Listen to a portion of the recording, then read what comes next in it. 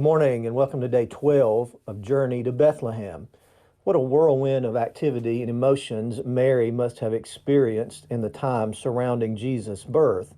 There was the pregnancy itself, which would have subjected her to rumors and innuendo. There was the long trip from Nazareth to Bethlehem at the worst possible time, just before Jesus was due to be born.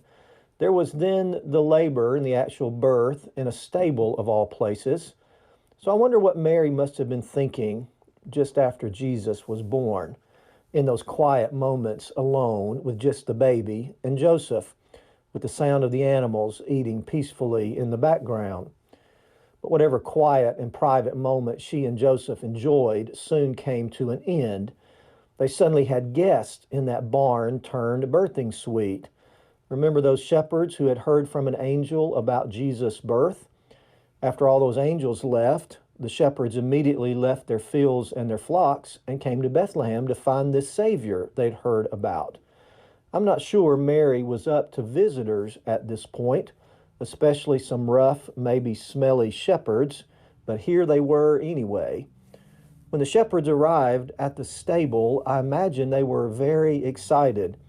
Luke tells us that they were spreading the word about Jesus, about what the angel told them about this baby, how he had been born in Bethlehem, how he had come to bring peace and to be the Savior of all people.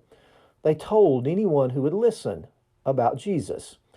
The fact is, when we are convinced that good news is really good news, we won't hesitate to share that good news with others. And this was very good news. I'm not so sure most of us are convinced that the gospel of Jesus is really good news, as evidenced by our reluctance to share it with others. But there in that stable, Mary was just taking it all in, listening, recording in the memory book of her heart what the shepherds were saying about her baby. Luke puts it like this: Mary treasured up all these things and pondered them in her heart. I believe the words of the angel relayed through those shepherds confirmed in Mary's heart what she had been told about her baby. And I believe she replayed in her mind the words of those shepherds many, many times during Jesus' life. The good news of Jesus is something to be treasured in our hearts.